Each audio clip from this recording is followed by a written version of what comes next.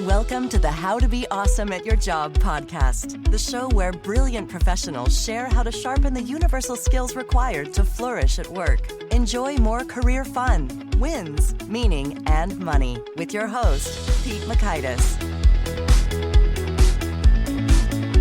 Hello, and thanks so much for joining us here for episode 688 with Robin Hills. Robin is sharing how you can develop your emotional intelligence and what difference it makes. You'll learn 1, how to build the 5 domains of emotional intelligence. 2, a handy question for getting helpful feedback. And 3, how selfishness can help us actually be more selfless.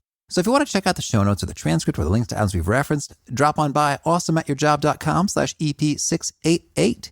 Now here is Robin's story. Robin is the director of EI for Change, a company specializing in education training, coaching, and personal development focused around emotional intelligence, positive psychology, and neuroscience. He's taught over 250,000 people in 185 countries how to build resilience, increase self-awareness, and understanding of others.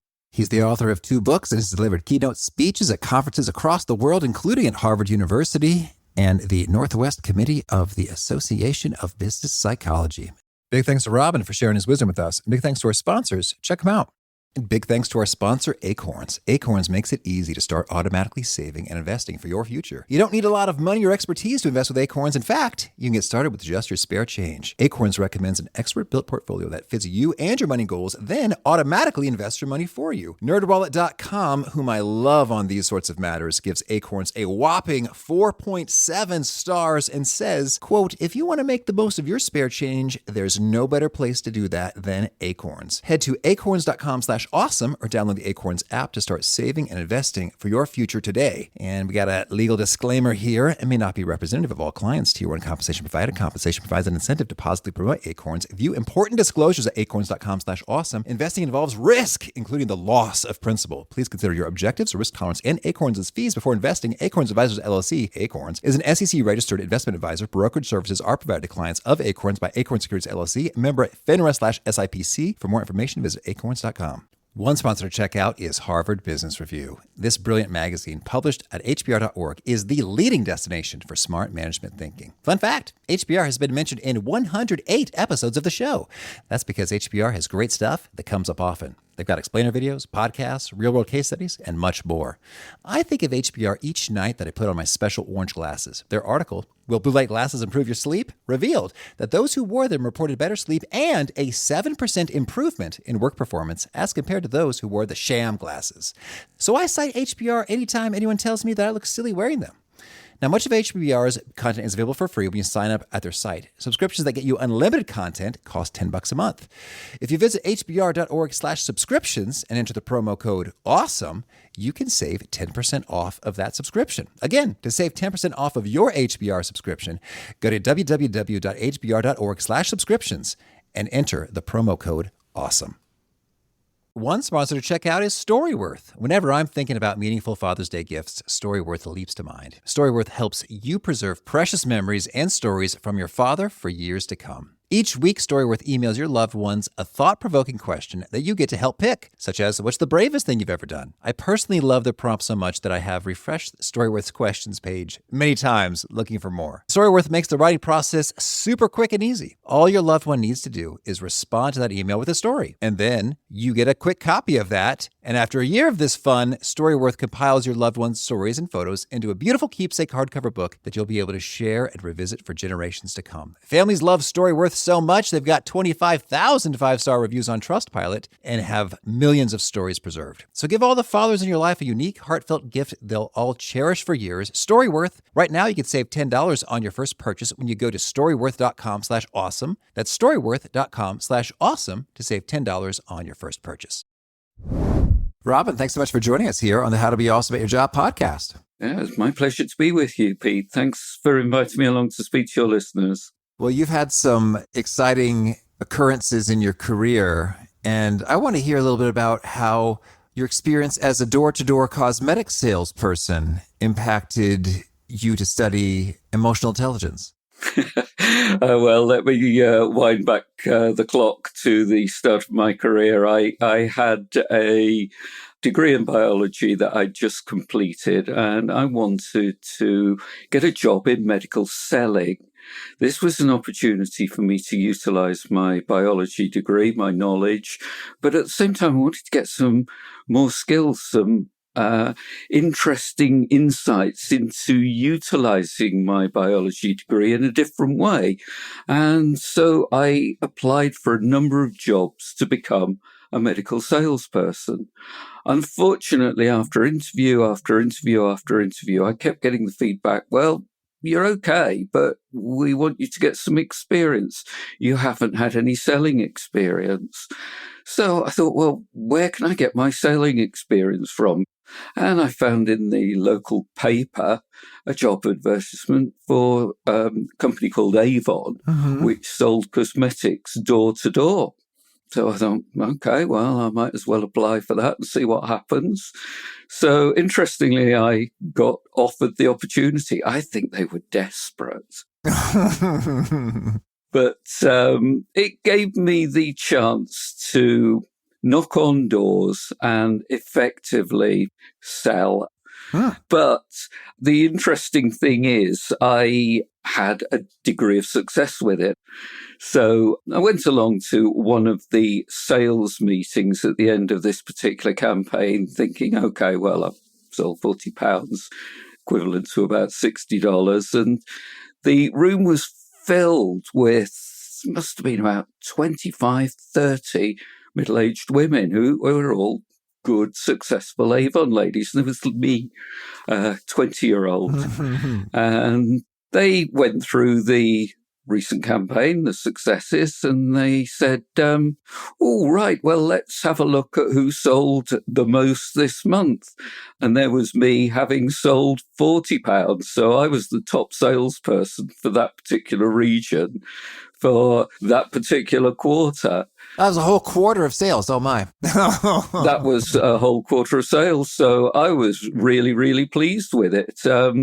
I was actually awarded as a prize 6 new brochures to help me to promote the next campaign. I see. And did you develop some emotional intelligence insights along the way in your sales career that boosted your performance?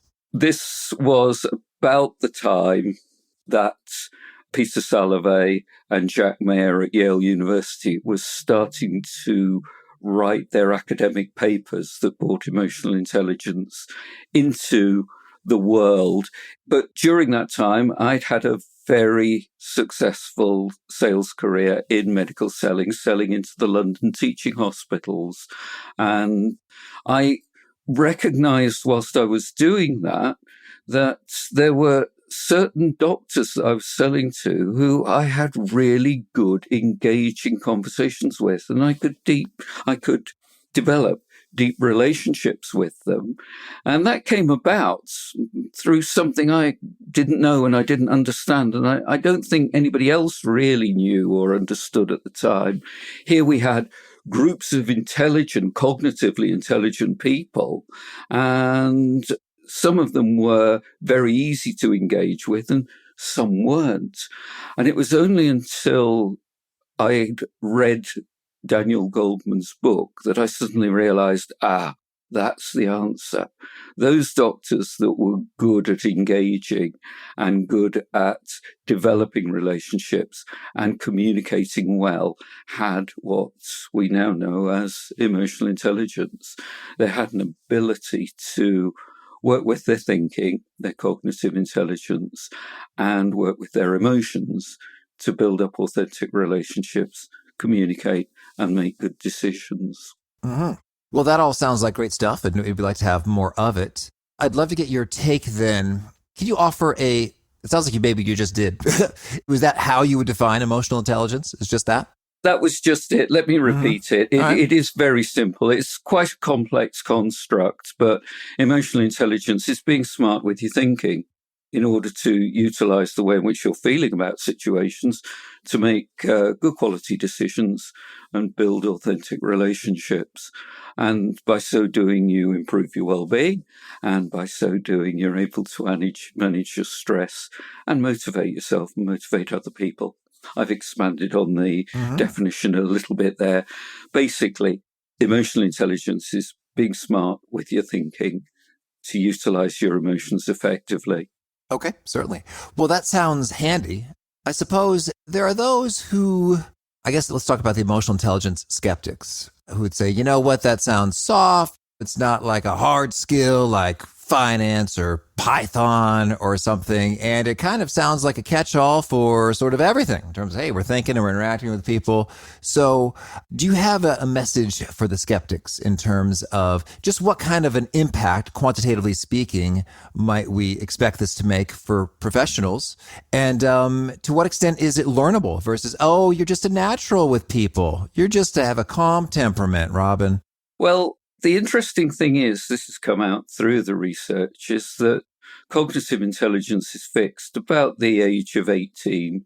So by the time you've gone through your teens, your cognitive intelligence is a fixed quantity. It won't change. However, your emotional intelligence can change and will change with learning up to about and beyond the age of 70. So we've both still got plenty of time to become more emotionally intelligent. Now, emotional intelligence is not an easy thing to work with. So the skeptics, more often than not, they'll diss emotional intelligence, and more often than not, they're the ones that don't have a lot of emotional intelligence. They don't have this open mind to be able to embrace something that is outside of their comfort zone. Cognitive intelligence, something that you can quantify, the finance side, the technical side, the Python part that you were talking about, all of that is very easy to learn. It's quantifiable. Emotional intelligence tends to be a lot more nebulous. So to the skeptics, I would actually just say to them, well, you actually take your emotions to work with you, whether you like them or not. You don't leave them in the trunk. I'm using the American terminology. You don't leave it in your car. You don't leave it at home. You take your emotions with you, and you need your emotions because your emotions will actually help you to make the decisions that you need to make. Without emotions, we cannot make decisions. And this has been proven time and time again that in order to make decisions, just a simple decision, shall I have a cup of tea or shall I have a cup of coffee, requires an emotion. It requires you to have a preference for one over the other. So once you actually understand the basics behind emotions driving decisions, you can actually then start to think and work with emotions more effectively by saying, well, what is it that I need to do to utilize my emotions well in order to make better decisions? Mm-hmm.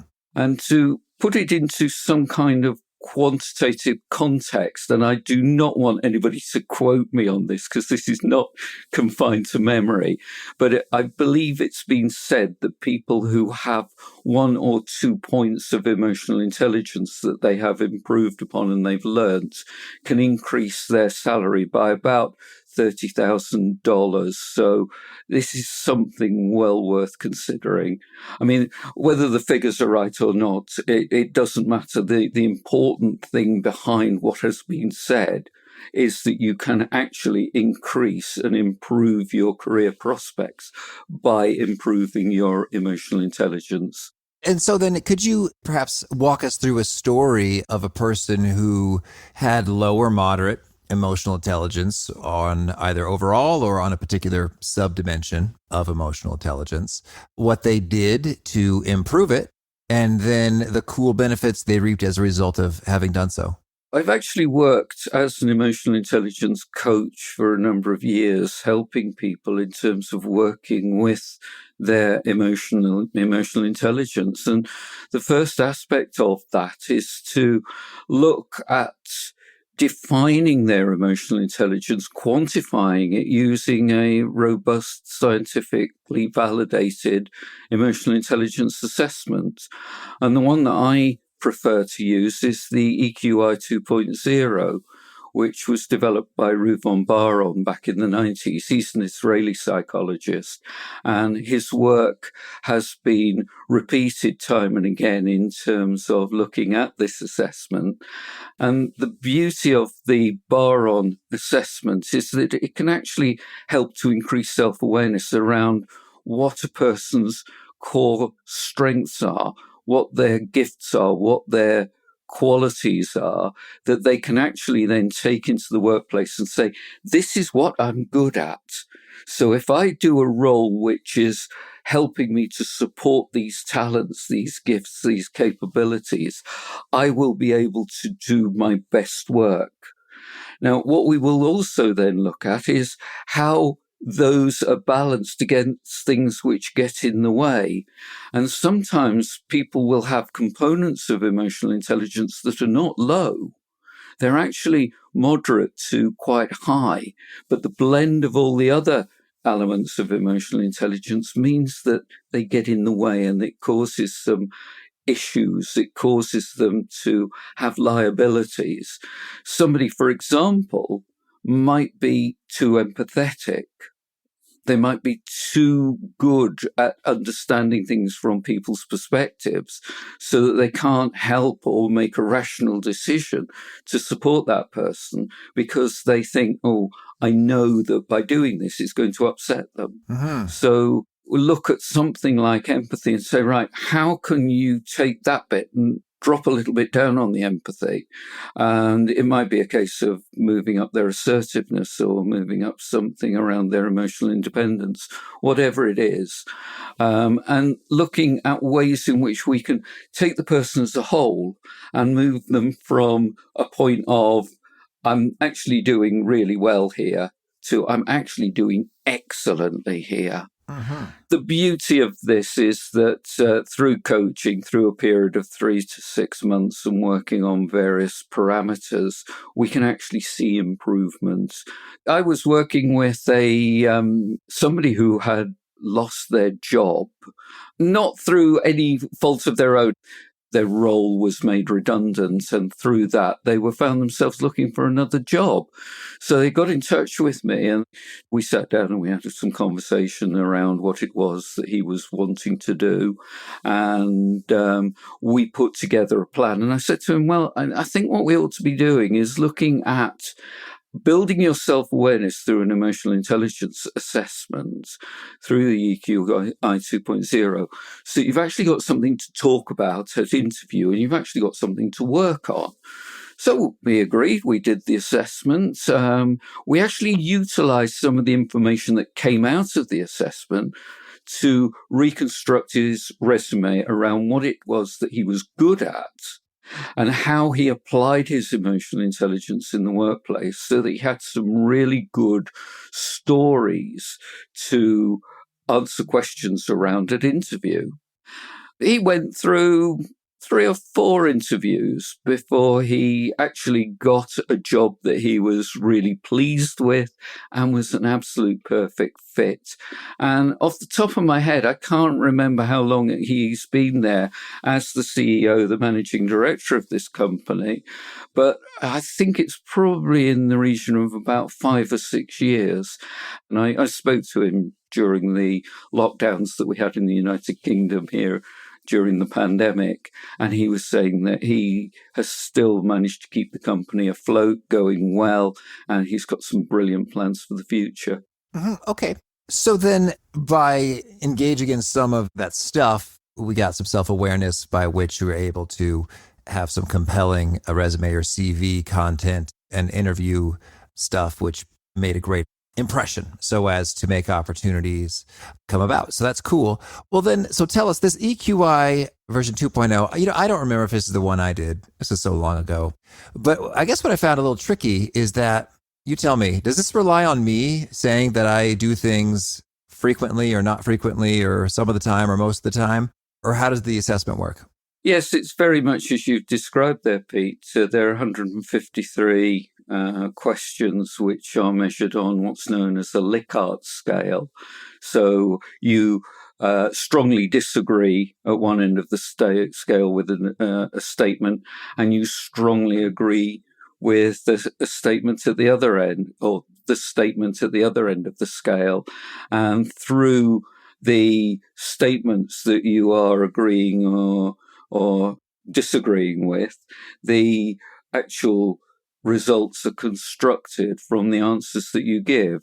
Now, within the EQI 2.0, it's 153 questions, because 3 of those questions are what we would call red herrings. They're in there to test whether you're actually trying to game the system. So there are little tests in there just to check and double check. But to go back to what I was hearing was your point. It is a self-assessed assessment. So it's going on the answers that you give yourself. Now, with there being so many, and quite a few of these statements are double negatives, it's very difficult to try and come out favorably and to work the system in a favorable way towards yourself, unless you know what to do. Most people don't. But then to help and to build upon it and to create a more robust way of looking at a person's emotional intelligence. And because emotional intelligence involves relationships, the great thing about the EQI 2.0 is that it's got a 360. So you can go out to various people, both inside and outside of work, in order to get their views around how you're working with and how you're utilizing your emotional intelligence. So you've got your own assessment, and then you can actually look at, well, this is what your manager is thinking of you. Mm-hmm. And this is what your colleagues who are at the same level of as you, or same level as you within the organization, are thinking about you. And this is how the people that report into you are thinking about how you're using your emotional intelligence. And this is what your family and friends are saying. Now, somebody who is very good at emotional intelligence along all the levels will have consistency, but most people don't. Mm-hmm. And they might be very good at influencing their leader or their manager, very good at influencing their colleagues, but they have a particular behavior when they're trying to communicate and influence people who report into them. Mm-hmm. And they might be a completely different person outside of work. So it really does give a lot more robustness to the assessment, a lot more depth, a lot more dimension to it, and it allows for some really cathartic coaching conversations. Mm-hmm. Cool. Well, so we got 153 questions, and you mentioned a number of these parameters or dimensions like empathy, assertiveness. How many dimensions are there, and can you name them? So within the EQI, there are 5 facets. So let's have a look at each of the facets in turn. The first one is self-perception. So that's how you perceive yourself in the world. So it's what goes on in your inner world of thought and feelings. And that then leads into self-expression. So this is looking at how you are expressing yourself. So it's looking at some of the components, which include the assertiveness component, but it's also looking at emotional expression. And that then links into interpersonal relationships. And it's within the interpersonal relationships that you will be looking at how you're engaging with other people. So it will pull in the facet of empathy. It'll also pull in other facets, such as your social corporate responsibility. That then links into decision-making. So this is looking at how you are going about making decisions.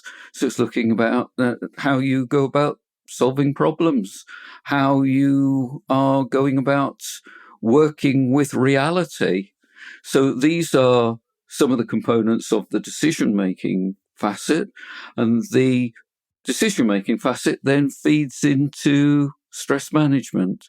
And within stress management, you've got things like stress tolerance, resilience, you've got optimism, and you've got things like perfectionism in there. And all of those are measures. They're measured within the EQI 2.0. The stress management facet then links back into self-perception. Mm-hmm. And overarching all of that is well-being and how you're feeling about how things are going within the world and your contribution towards that. Okay. Well, so I'd love to get your take then. So we've got these 5 facets. self-perception, self-expression, interpersonal relationships, decision-making, and stress management. What is your favorite, let's say, exercise, assignment, tool, thingy people can do, if you will? That's the scientific term that makes a big impact in each of these 5 facets. Yeah, well, this is a very interesting little exercise that I've run in my live workshops when we were able to run live workshops. And I say, right, get your mobile phone out.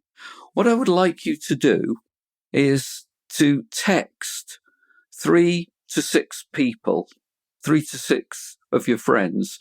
I'm in a training workshop and I'd like you to feedback to me some of my key strengths and what it is that you like about me. And quite a few people, a little bit reluctant to do that in the first instance, but they do it. And then they're sitting there with the phone in front of them, and the phone keeps pinging as all these messages come in, and people will look at them and they will read these messages, and I can feel the positive climate rising within the room as people are getting feedback in a very affirmative way around what their friends and family like about them. And more often than not, people will come up to me and say, oh, this is what somebody has said about me.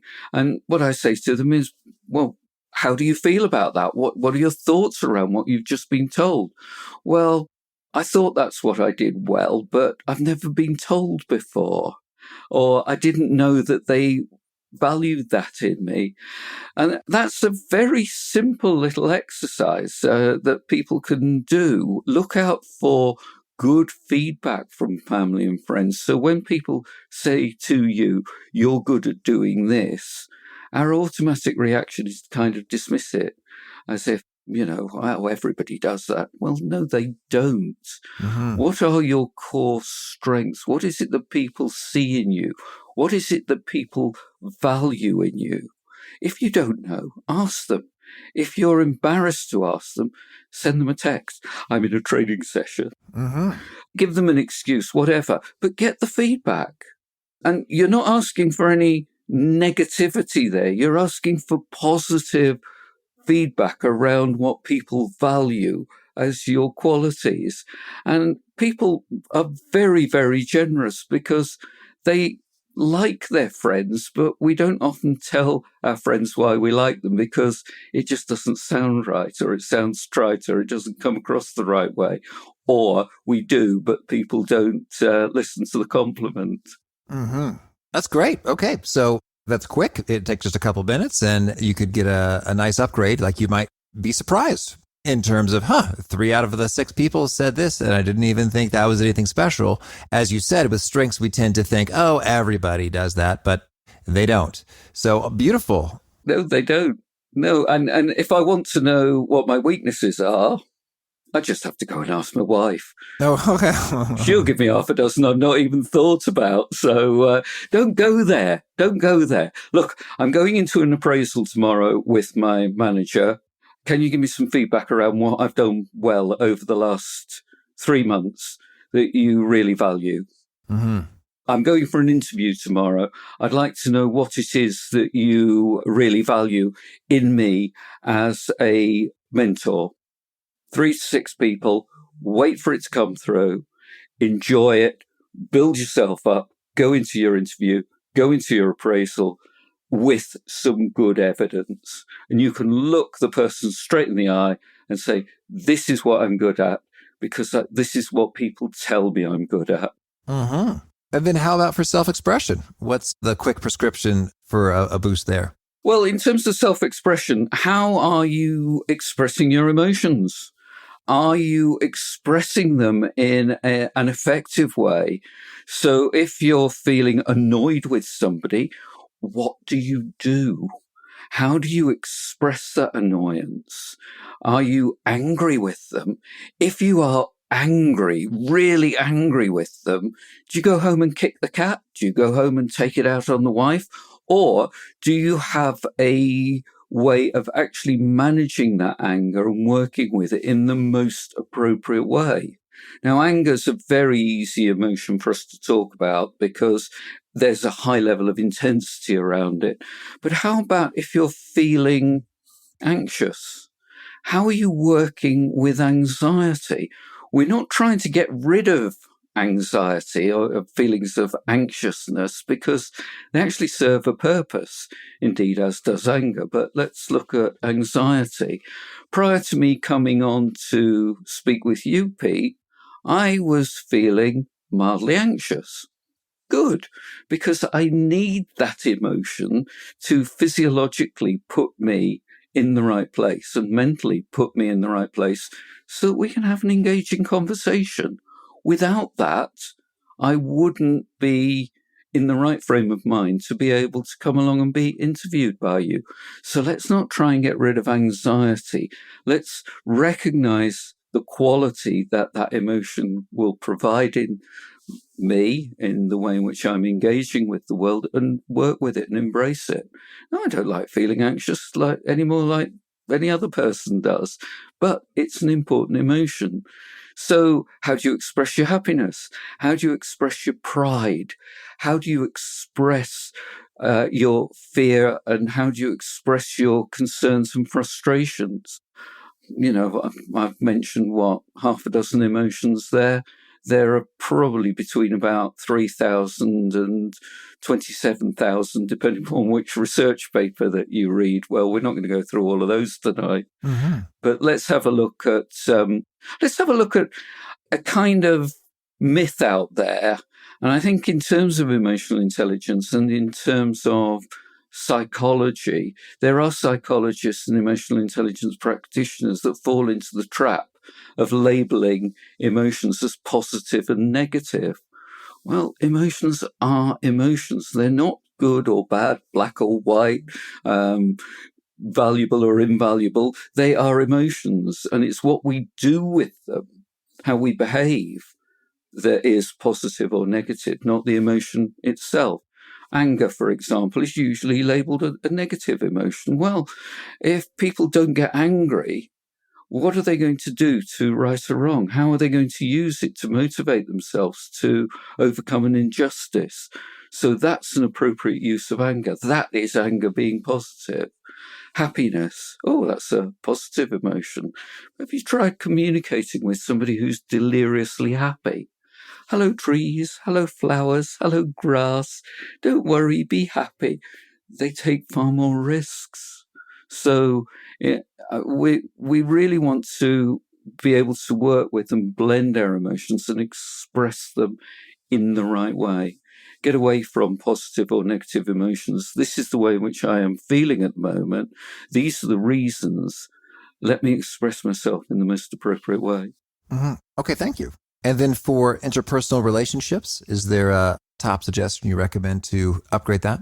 Well, I think one of the key components there is empathy. How do you see people's viewpoints from different angles? And the best way is to ask them, how are they feeling? How are they thinking?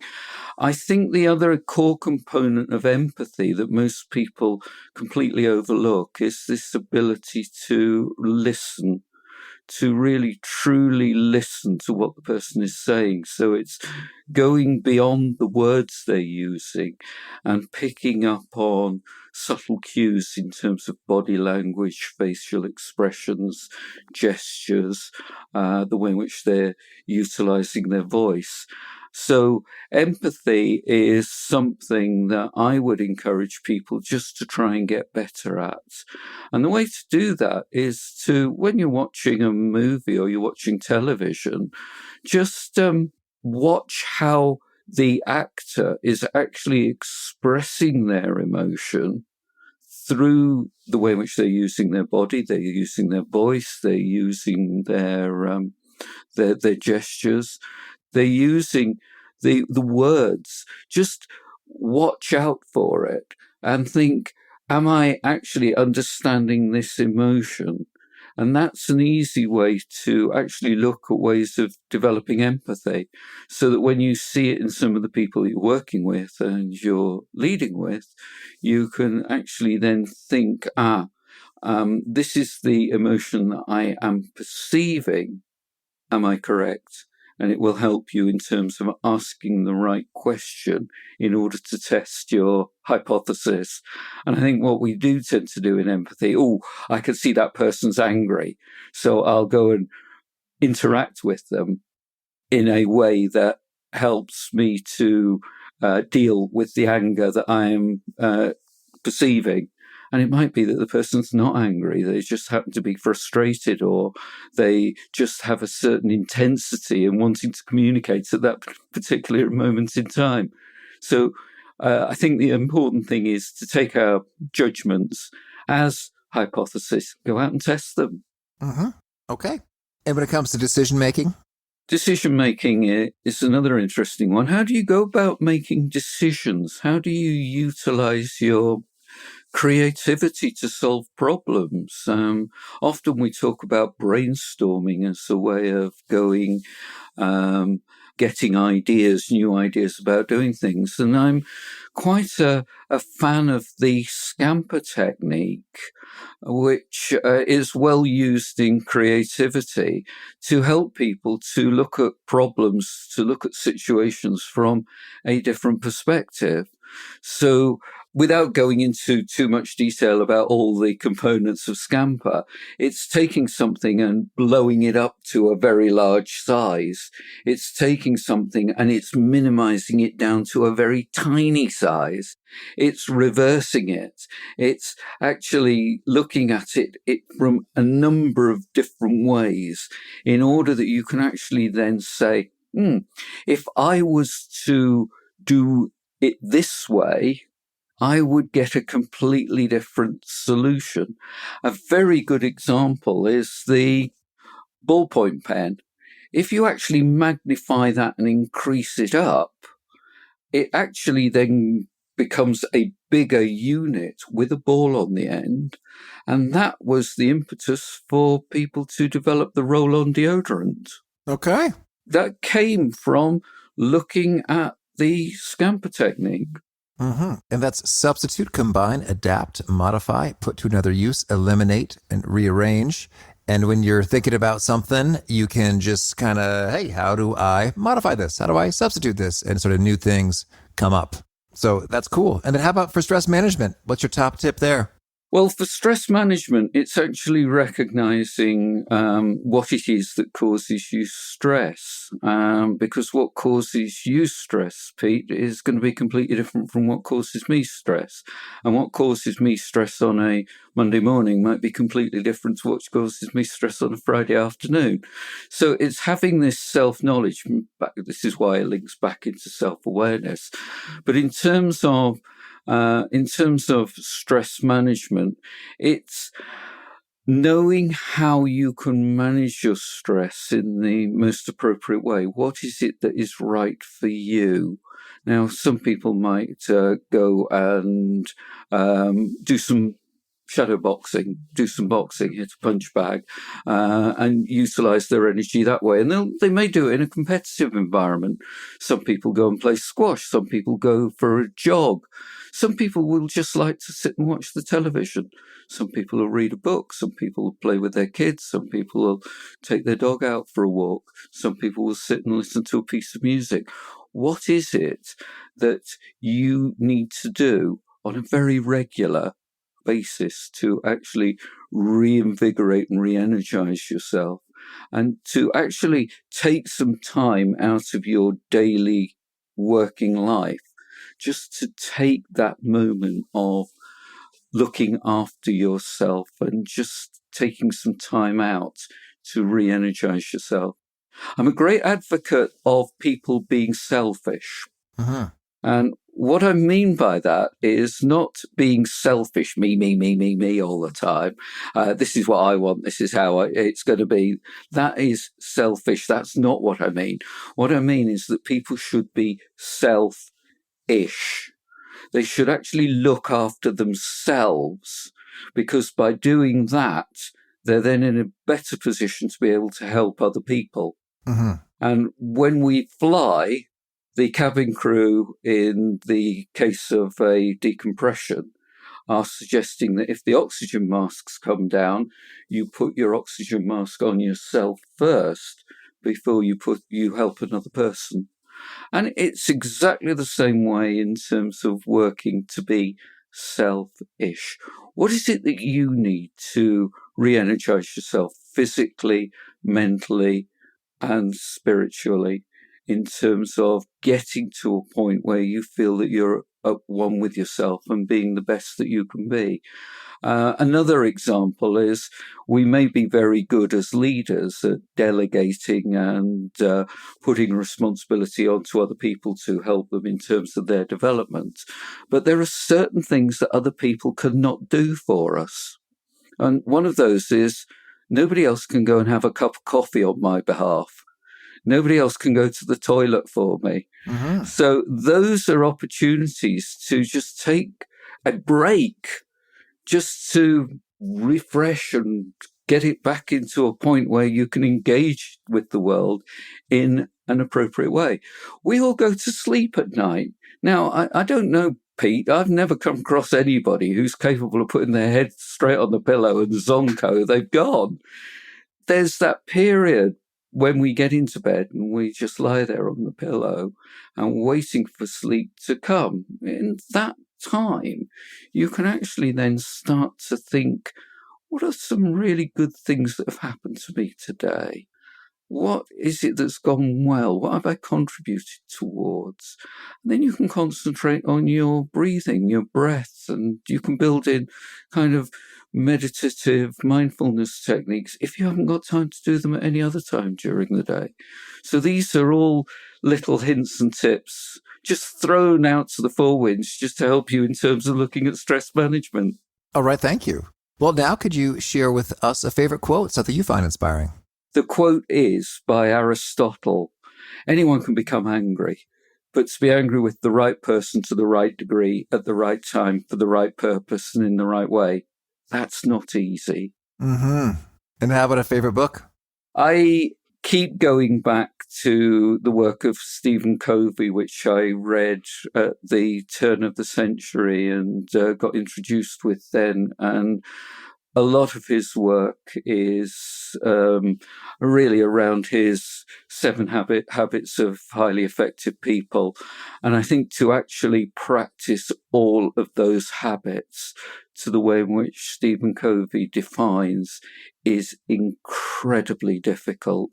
So it's something that I aspire towards. Mm-hmm. And how about a favorite tool, something you use to be awesome at your job? I'm actually producing a lot of online courses, and I found that as technology has improved, the tools have just got better and better and better. And there are some brilliant pieces of software out there that I use in my work, Filmora, Audacity, and utilizing these tools helps me to get the message of emotional intelligence out there. Oh, sure. And is there a particular nugget you share that really seems to connect and resonate with folks? You hear them quote it back to you often? I think the quote that it resonates with me and is quoted back to me often is going back to the Aristotle quote. People get a lot from that, and they will say that they really find that there's a lot of power and a lot of strength within that. So just bringing that into people's awareness helps them to understand that, hey, we're all human. We get it wrong. Sometimes we get it right. Mm-hmm. And if folks want to learn more or get in touch, where would you point them? Come along and have a look at the EI for Change website, eiforchange.com, or you can go to courses.eiforchange.info to have a look at our emotional intelligence courses. Get in touch with me. I'm more than happy to engage with people through social media, LinkedIn, Facebook, Twitter, Instagram, or get in touch with me direct, Robin, R-O-B-I-N, at eiforchange.com. All right. And do you have a final challenge or call to action for folks looking to be awesome at their jobs? The call to action is look inwardly, look at your strengths, recognize them, go out, live and breathe them. Don't worry about your weaknesses. Don't worry about trying to take something that is bad and make it not bad. Look at things that you are excellent at and excel at them, master them, become capable of doing them in the way that only you can do. All right, Robin, thank you. This has been a treat, and I wish you all the best in your emotionally intelligent adventures. Thank you, Pete. It's been a pleasure. I appreciated a number of Robin's useful reminders here associated with there's no such thing as a positive or a negative emotion. And I've started relabeling them as pleasant and unpleasant emotions. And sometimes it's actually kind of fun and pleasant to be angry. I'm thinking about if I'm doing boxing, a virtual reality headset. I enjoy being angry at that fake person that I'm punching repeatedly. What's that say about me and my emotional intelligence? I'm not sure. But I dug that reframe, and because sometimes it's like there is that second arrow of, I shouldn't be feeling this way. And I like to destigmatize, reframe it, and say, hey, you know what? This emotion is giving me some clues, and it can serve me in a way. Let's dig in and appreciate what it has to tell me and work with it and make a prudent decision. Again, the show notes, the transcript, the links to items we've referenced are at awesomeatyourjob.com/EP688. Hope to catch you next time, and peace. Thanks for listening. To get the most out of the show, we recommend 2 key things. First, check out the extra resources at awesomeatyourjob.com. You can find this episode's transcript and links, as well as the perfect episode for your situation. You can search the full-text transcripts of hundreds of episodes or explore episodes tagged by topic and competency covered. Second, subscribe to the podcast and get future episodes automatically. You can subscribe by telling Siri and several other smartphones and speakers, subscribe to the How to Be Awesome at Your Job podcast, or by tapping subscribe in your podcast player of choice. If you'd like some extra help figuring out podcasts and how subscriptions work, visit awesomeatyourjob.com/subscribe for guidance. Hope to catch you on the next episode of How to Be Awesome at Your Job.